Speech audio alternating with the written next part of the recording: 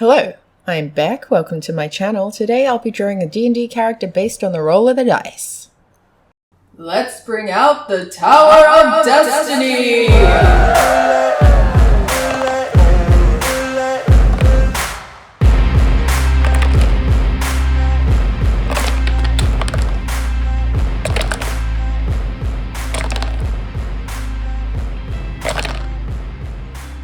Now, those of you who've watched my previous videos know that this is the third week in a row I rolled an 8 for race, so Fire Genasi is one of the ones that was left, and I thought it was a little too improbable, even though that's how dice roll. So I was going to do a little sneaky and switch the class and race rolls, so it would be a little bit different this week, and then I rolled an 8 for class as well. So the dice have spoken. Fire Genasi Cleric is what we're working with today.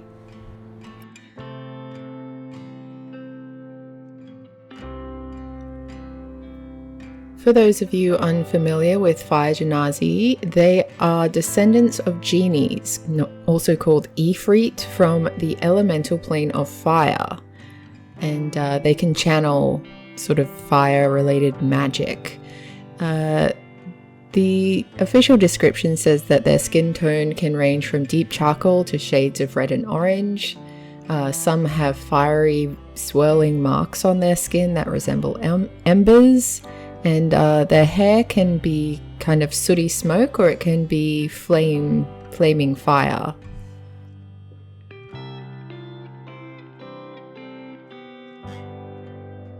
Mechanically, they have traits like dark vision, fire resistance, and something called reach to the blaze, where they know they produce flame cantrip, and at higher levels they can learn burning hands and flame blade.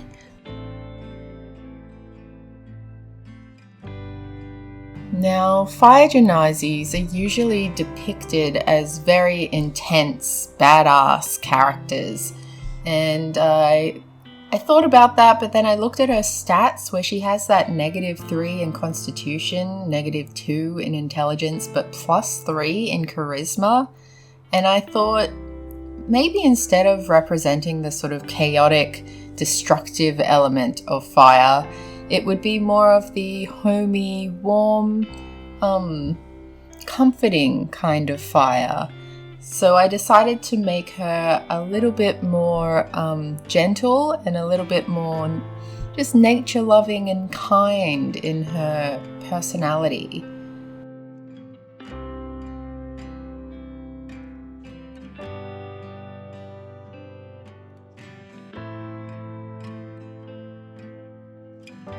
Now, we've talked about clerics in my previous videos, but for those who are new, hi, welcome. I hope you enjoy this video.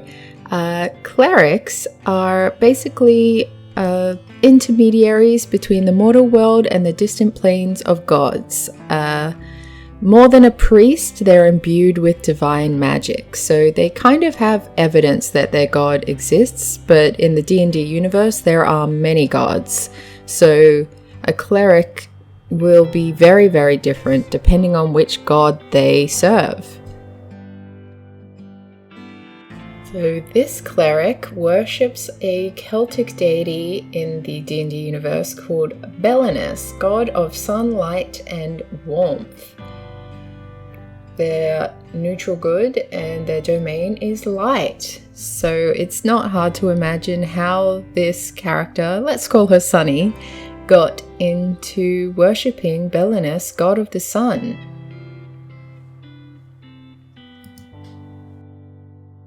Now, clerics have to choose a domain to follow. There are various categories, including things you wouldn't necessarily expect from a cleric, like trickery. I went in a pretty obvious direction and chose the domain of light. Shouldn't surprise anyone, she's worshipping a god of the sun, and she's a Fire Genasi who's into just warmth and love, so the light domain seemed to fit best with who she is. speaking of who she is, we've talked a little bit about the stats so far, but let's dive into her abilities and how I've interpreted them for this particular character. So starting with strength, she has a +2, and I don't think she's necessarily the arm wrestling, punching type of person, so her strength doesn't come from her arm muscles, like she's not a very beefy kind of girl, but she definitely has the dancer's physique or the swimmer's physique, where there's a lot of core strength there. She'd be able to do very good athletics sort of stuff, jumping, swimming, climbing particularly. I think that she'd be really good at using her body to scale over things, climb trees. She probably climbs a lot of trees just for fun. Her strength would have come from things like that rather than getting into fights and brawls and stuff that maybe your barbarian might enjoy a little bit more. Her dexterity is also a +2, so she's quite acrobatic. It kind of goes hand in hand with her athletics abilities, where she probably has decent sleight of hand and stealth, but her main dexterity skills would come from dancing and the ability to move very nimbly and quickly and quietly. She probably has done a little bit of performing and knows a few bards, and her experience just with doing joyous things has made her dexterous in a +2 capacity. Now her constitution is a -3. I don't think she's done much that would build her constitution during her life. So constitution would involve things like being able to metabolize poison or alcohol, going without sleep, surviving without food or water, marching for days and nights without any rest, holding your breath for a really long time. These are all things that she's never had to do, really. Her exercise has been in the vein of dancing and going to things that are fun, so as soon as they stop being fun, she would probably sit down and take a break and have some food. She definitely hasn't done much in her life that has needed to push her limits constitution-wise. Now her intelligence is -2, and intelligence measures your sort of mental acuity, your ability to remember things and to reason through problems. I think she's had a very reactive kind of lifestyle where she doesn't necessarily encounter a lot of problems that need to be solved with puzzle solving abilities. And I also think that probably her faith is one that doesn't require a lot of reading. She doesn't have to memorize passages or anything like that. It's a very instinctual kind of belief where if it makes you happy, then it must be good, and sharing kindness and that sort of thing.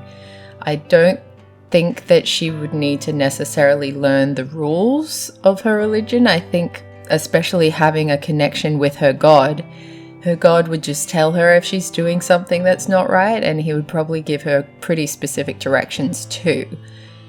So yeah, she hasn't really needed to rely on her intelligence. She's never had to build it up, so it's a -2. She's just got average wisdom, so +0.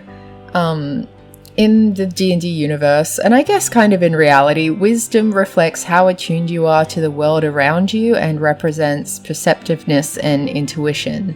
So she's met a lot of people, but not a huge diverse range. I imagine it'd just be in the immediate place where she lives, and probably a lot of people who either follow her faith or are quite open to following her faith. I think she's probably very good with animals and has pretty decent insight, but because she hasn't been out in the world and seen people who've really been suffering, for example, she might not have the best perception as to how deep pain can go in a certain person. So she's probably used to the kind of pain where a person is having a bad day, and so in her faith of kindness and joy, usually just a warm hug is enough to fix their problems. I think probably she would benefit from getting out in the world and seeing that there are some problems that can't be solved just with kindness. That's where you might need to get into more of the adventurer's attitude and do some aggressive spell work. Finally, we have charisma with a +3, and as we've talked about, she would have gotten that from her love of dancing and performance, coupled with her just enjoyment of people. She likes to talk to people and meet people. She'd be quite a charming, confident person. I don't think she would have gotten any of this from, say, deception or intimidation. Probably a lot of persuasion, whether you want to think of it as manipulation or not, that's up to you, but she would certainly have a way of making people like her and want to do things for her, but it would probably come from her doing things for them and doing things so that she likes them, they like her, everyone likes each other. You get it, charisma. She's a charismatic cat. Except she's not a cat, because that would be a tabaxi.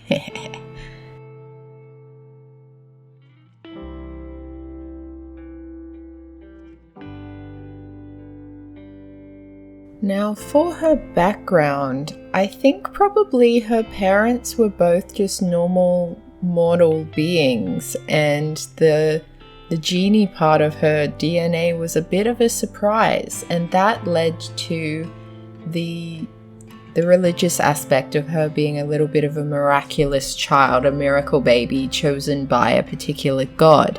I think her parents already worshipped this god, but they saw her birth as a sign that they were correct in following this faith, and that when she started communicating with the god, I think it was probably very, very young that she was chosen, and so there was never any doubt in her mind as to what path she would take. I think she's always had this gut confidence that this is the right path to be on, and she has the unwavering faith of someone who's been born into a religion and never had reason to question it.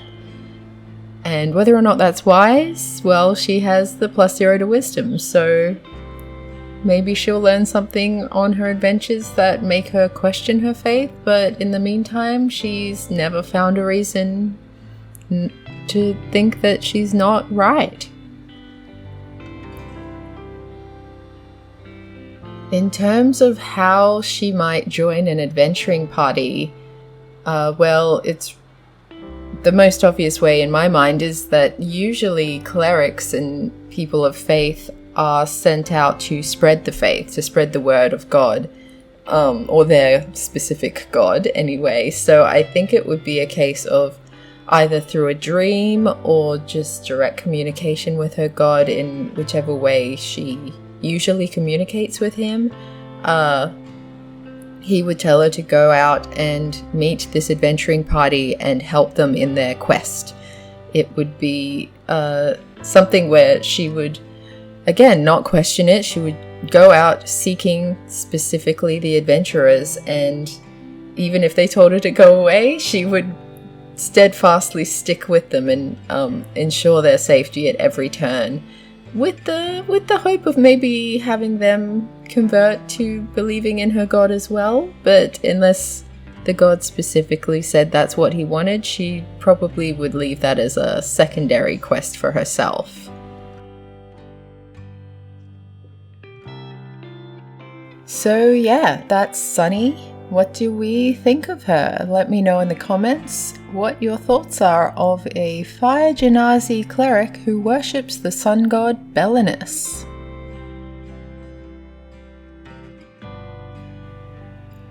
Thanks for watching. I hope you enjoyed this video, and I'll see you next week. Okay, bye!